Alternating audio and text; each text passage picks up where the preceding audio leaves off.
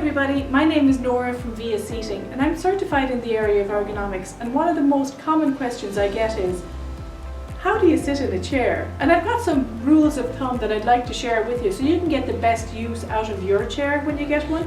And I'm using our 4U chair here to do the demonstration today.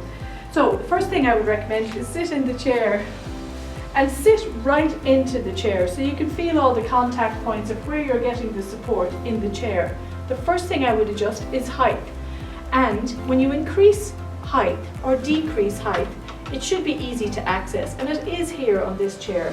I recommend elevate the chair to where your knee is slightly lower than your hip. That allows you to increase your hip spine angle and allow you to stay in a more neutral sitting position throughout the day, or a more upright sitting position throughout the day. The second thing I'm feeling for here in the chair is the back support, and I want to make sure I'm getting enough lumbar support in the back. This particular chair has an adjustable lumbar, and I can adjust it by moving this up or down along this range of motion. And I'm adjusting it to where I feel it, right in that lower back curve in my spine. So when I push against the back, I can feel the support right in that lumbar area, and that's exactly where I need it. The next thing I'm looking for here is I've got freedom of mobility in the chair, and I'm a huge proponent of movement. It's very important that you don't stay static or sedentary for long periods of time during the day. So if you have a chair that allows you to move, because that movement feels wonderful, and this mesh in this chair allows me to move freely, but also the frame design allows me to move freely because it's not restricting my upper body movement. I'm not coming in contact with the frame at all, so that feels great. But I can adjust the resistance that I'm feeling in this back support by adjusting this here. So if I turn this towards the front of the chair, or righty-tighty, I'm increasing the resistance in the back and giving myself a better core workout.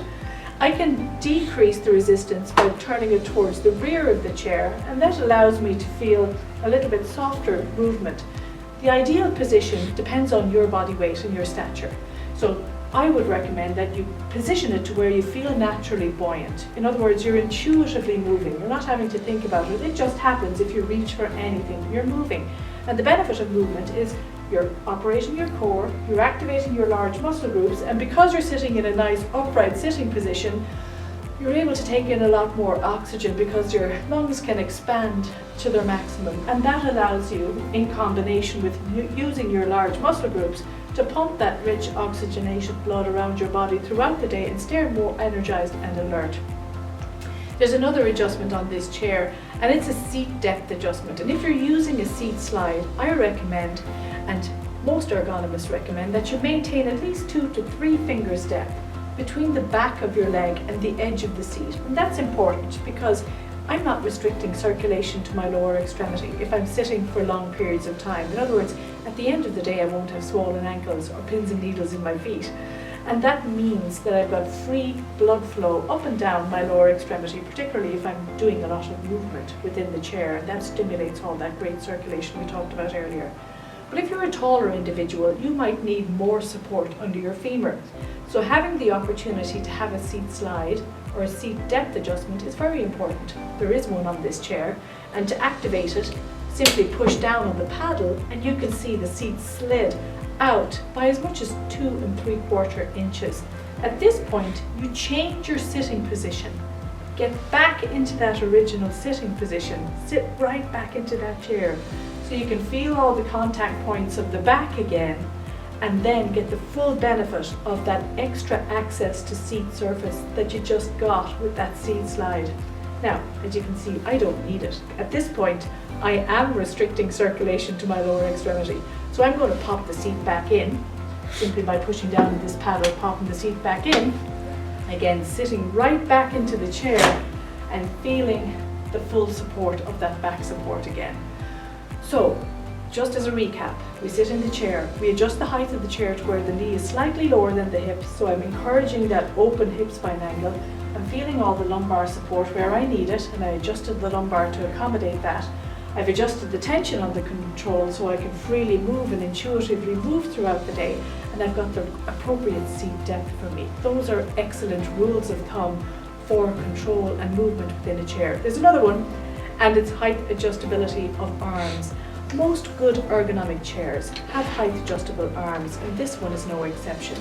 So the best rule of thumb in terms of what the right height of the arm should be for you is take a deep breath and push out that air. See how my shoulder drops when I do that? I'm pushing every last drop of air out. And then move your arm to this position, because at this point my shoulders have dropped significantly, and now I can allow the arm to come up and support my arm where it's naturally landing. So that gives me the opportunity to feel the release of tension within my neck and shoulder area, and allow the arm support to support my arm, because that's what it's designed to do. If I have the arm set too low, I get into a negative sitting position and everything we talked about goes out the window. If I have the arm set too high, that can put me in an awkward position where I'm storing a lot of stress and tension anyway and adding to it. So having that simple breathing exercise and then allowing the arm to support your arm where it's naturally meant to be is brilliant. So that's a great tip to keep in mind when you're adjusting arm support. And then this one has the option of a rotating arm cap as well. So I can rotate this arm cap in and have the opportunity to be in a neutral spine position, and with the benefit of a keyboard tray, bring work to me. So I'm not having to hyperextend out to the work and lose all the benefits of what this wonderful chair is giving me. Try, if you've got a bad sitting habit of sitting on the edge of your chair, try and get out of that habit. You can see what happens when you're sitting correctly at the edge of a chair. Now, if I had the seat depth all the way out on this chair and I sat on the edge of it, that makes no sense whatsoever. And in some cases, depending on the flooring, could be quite dangerous because it could tip. So the opportunity here is to, again, sit into the chair, allow yourself to feel all those contact points, and then everything I just said, plus adjust the height of the arms to the correct position, and that, from an ergonomic standpoint, would be a great way to approach how you sit in a chair. Hope this helps.